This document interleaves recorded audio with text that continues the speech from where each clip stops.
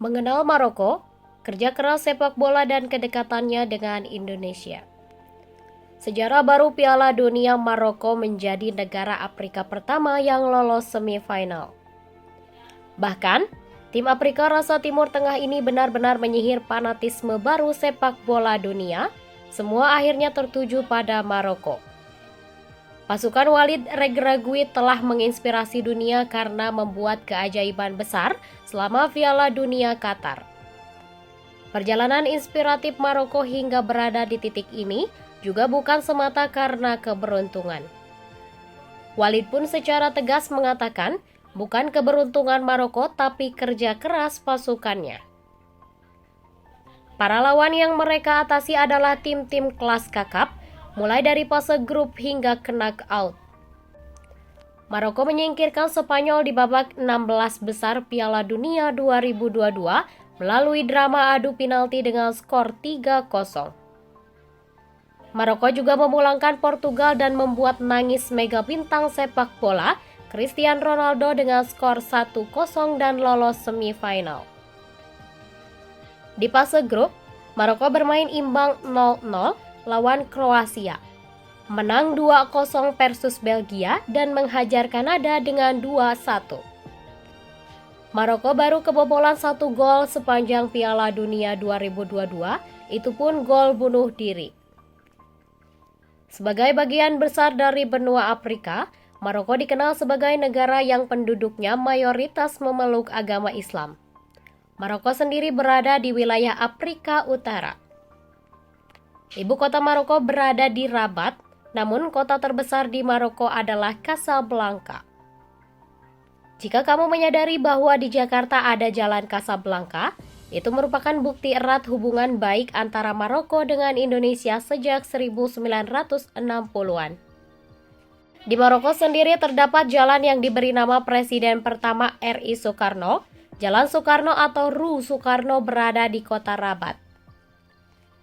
Kisah kedekatan Indonesia dan Maroko itu merupakan jejak keakraban sang Raja Maroko, Mohammed V dengan Presiden Soekarno di tahun 1960.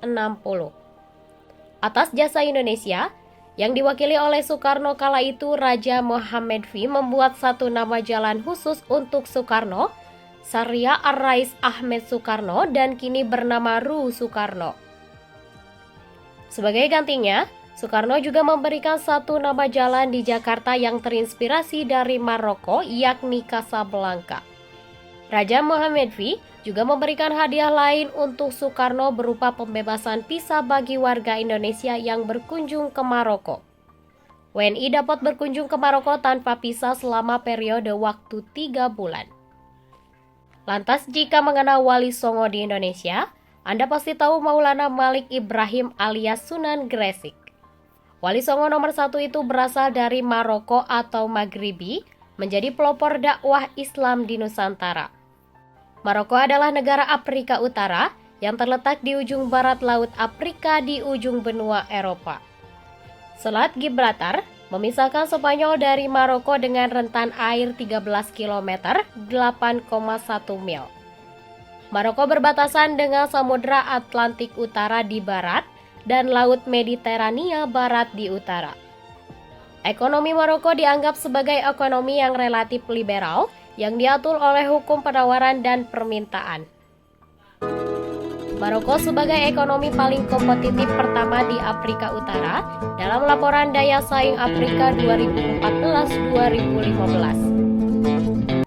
Maroko itu negara pegunungan, terletak di wilayah pegunungan Afrika Utara bagian barat yang berada di seberang Selat Gibraltar dan dekat dengan Spanyol.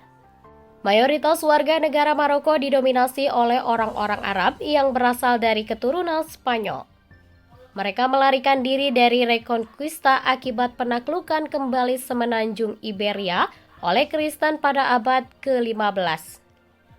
Karena itu tak heran bila Islam menjadi agama yang banyak dipeluk oleh masyarakat Maroko, bahkan Islam telah menjadi agama resmi di negara ini. Dikutip dari Stattegov, pemerintah AS memperkirakan total populasi Maroko sebesar 36,4 juta pada pertengahan tahun 2021, lebih dari 99% populasi adalah Muslim Sunni, dan kurang dari 0,1% populasi adalah Muslim Syiah. Kemudian, kurang dari 1% memeluk agama Kristen, Yahudi, dan Bahai. Hingga akhirnya, pencapaian Maroko di Piala Dunia ini telah dipandang sebagai simbol perjuangan kaum Muslim. Legenda Jerman Mesut Ozil selepas kelolosan Maroko ke semifinal sampai mencuit, "Bangga, tim yang hebat, pencapaian yang luar biasa untuk negara Afrika dan Muslim di seluruh dunia."